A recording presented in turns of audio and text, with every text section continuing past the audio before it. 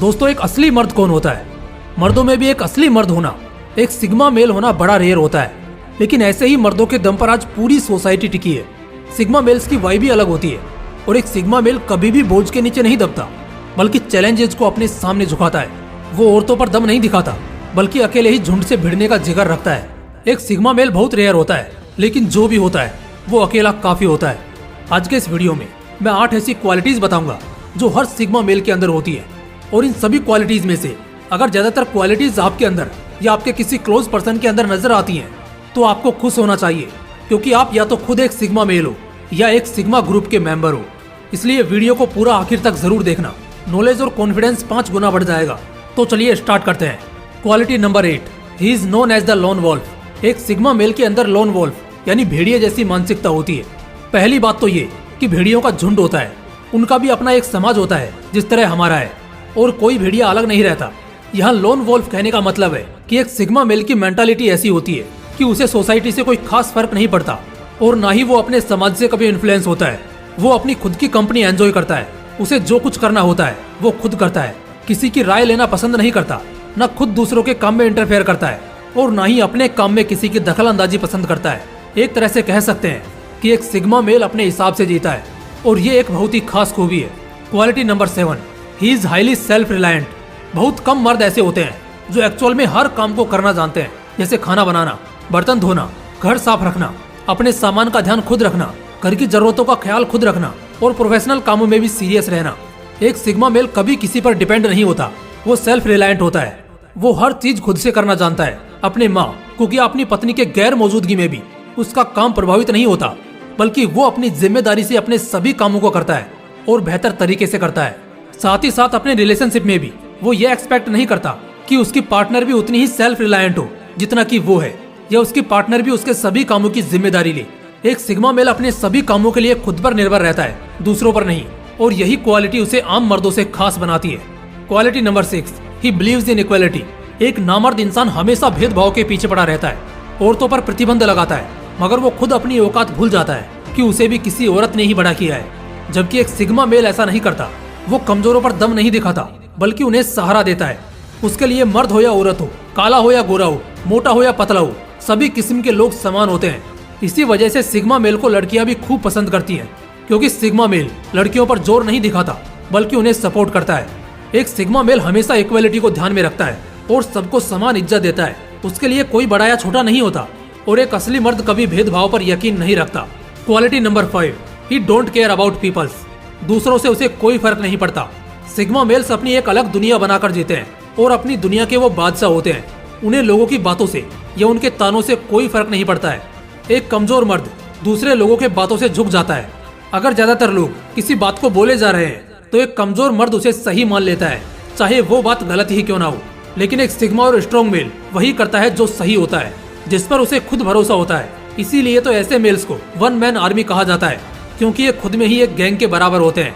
Quality number 4, they are emotionally strong. Weak male को अगर कोई जरा सा इग्नोर भी कर दे या उसकी बातों में जरा सी खामियां निकाल दे, तो बस इतने से वो चिढ़ जाता है, हर्ट हो जाता है। जबकि एक सिग्मा मेल ऐसा नहीं करता। प्यार मोहब्बत में धोखा खाकर महीनों तक आंसू बहाना और दुनिया से अपना मुंह छिपाना, ये एक कमजोर मर्द की निशानी है, एक सिग्मा मेल की नहीं। जहाँ पर वीक मेल लड़कियों के छोड़ जाने पर गम में आंसू बहाते रह जाते हैं, वहीं एक सिग्मा मेल की पर्सनैलिटी ऐसी होती है कि उनके छोड़ जाने पर लड़कियां जिंदगी भर रिग्रेट करती हैं। और ये सब सिर्फ इसी वजह से हो पाता है क्योंकि सिग्मा मेल्स इमोशनली बहुत स्ट्रॉन्ग होते हैं।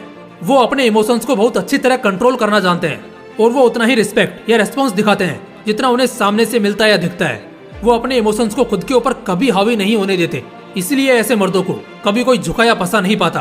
Quality number 3, they have straight forward personality. वो जो बोलते हैं सीधा बोलते हैं और मुंह पर बोलते हैं। मेल्स में भी कुछ मेल्स ऐसे होते हैं जो एडजस्ट करके जीते हैं, कुछ ऐसे होते हैं जो कॉम्प्रोमाइज करके जीते हैं, कुछ दबकर जीते हैं तो वही कुछ सेक्रीफाइस करके जीते हैं। लेकिन सिग्मा मेल्स ना एडजस्ट करते हैं, ना कॉम्प्रोमाइज करते हैं, ना ही दबते हैं और ना ही सेक्रीफाइस करते हैं, बल्कि ये बहुत स्ट्रेट फॉरवर्ड यानी सीधा बात करने वाले होते हैं।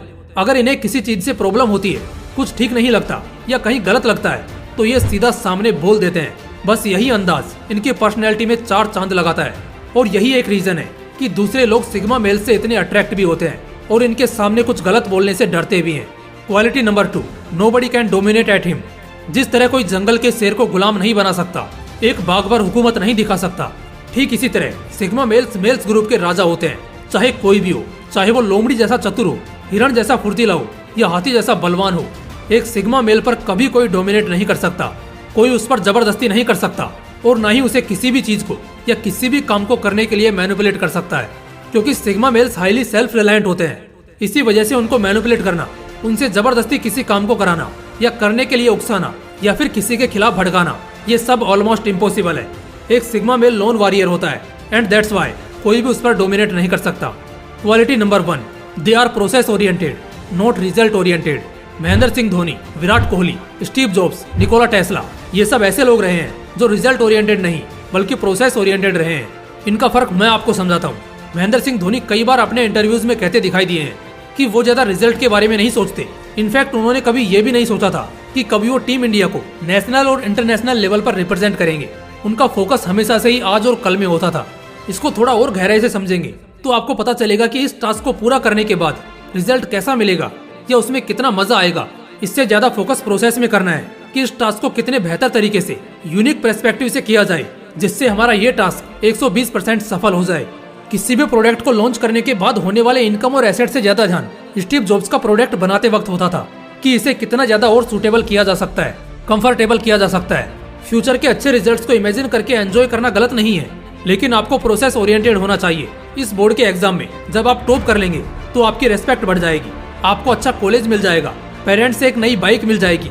ये सब सोचने से ज्यादा आपको सोचना ये है कि आप इस प्रोसेस को और ज्यादा परफेक्ट कैसे कर सकते हो। आप आज क्या और कितना ज्यादा पढ़ सकते हो, कितना हार्डशिप कर सकते हो, यही आपको बेहतर रिजल्ट्स दिलाने में हेल्प करते हैं। और प्रोसेस ओरिएंटेड एटीट्यूड सिर्फ एग्जाम तक नहीं बल्कि लाइफ के हर विजन में हेल्प करेगा। जैसे अपने ड्रीम जॉब की तैयारी करना, अपना कोई ड्रीम फॉलो करना, बिजनेस के लिए किसी स्ट्रेटेजी को सक्सेसफुली लॉन्च करना और भी बहुत कुछ। इसलिए प्रोसेस ओरिएंटेड बनो, रिजल्ट ओरिएंटेड नहीं। दोस्तों, इन क्वालिटीज में से आपके अंदर कौन कौन सी क्वालिटीज हैं कमेंट करके जरूर बताना। और अगर वीडियो अच्छा लगा तो चैनल को सब्सक्राइब जरूर कर लेना। फिर मिलते हैं अगले वीडियो में, तब तक के लिए जय हिंद, वंदे मातरम।